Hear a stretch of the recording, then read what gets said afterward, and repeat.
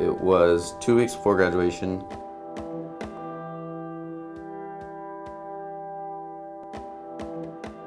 I was going for a ground ball.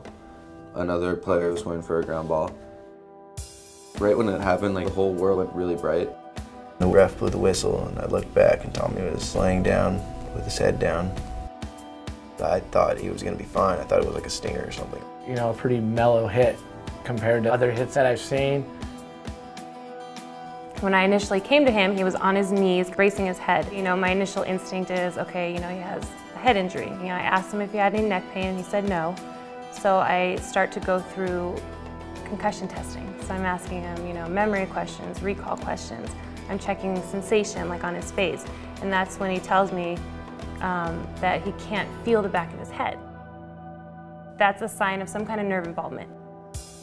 And I told Coach Colts, I think we should call the ambulance. And so then a parent came up and he's like, oh, I'm a doctor, you know, can I help you? And I always love a second opinion.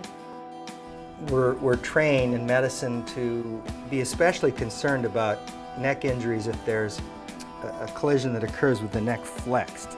He told me that he was hit from the side, and grossly, neurologically, he was intact. He was moving his toes and his fingers. I was thinking that the likelihood of any kind of serious injury, in particular a neck injury, is pretty low. It's always in the back of your mind. Calling 911, is this kid in 2 seconds going to be like, you know what, I feel fine. I mean, Tommy told me multiple times that he was fine. You know, just let me get up, I'm fine. For her, I think it was kind of hard because he was trying to get up. And when he tried to get up, I mean, you think everything's fine. But if he would have gotten up, it wouldn't have been good.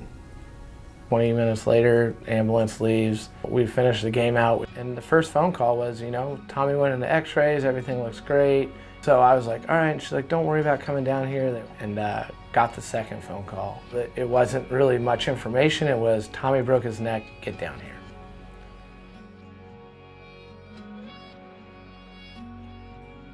C1 is the very topmost cervical vertebra, and it's basically a ring of bone, and that ring had been burst apart.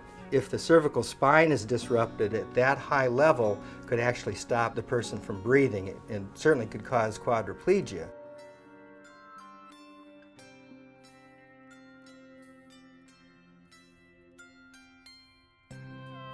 It was very shocking to hear that, you know, I was holding his head in my hands, and ultimately, you know, that we made the right decision. There was nothing keeping my head there, so like if I had gotten up, it would have just kind of sunk. I wanted to get up because my mentality has always been, get up, let's play through it, let's keep going. But she was very persistent and made me stay down. You know, as heroic as the situation seems, I just did what, you know, we're trained to do, ultimately.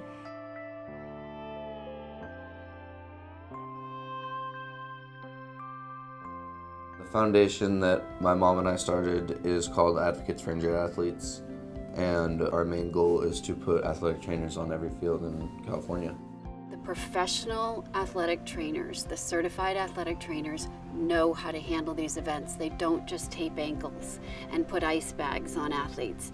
They handle trauma. Parents, you know, they think that someone's out there to take care of their kids, and a lot of times that's not the case. There's nothing mandating that athletic trainers are required to be at schools or club sporting events. And even then, there's no legislation that says that athletic trainers have to be licensed or certified.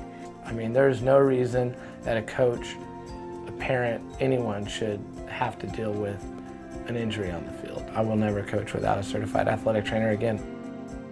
If my athletic trainer was not a licensed athletic trainer and didn't have the education that she did, then I might not be sitting here today.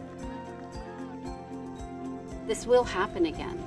This will happen to somebody. And our goal is really, if we save one life, we save one athlete somehow, somewhere, it's worth it the story be told.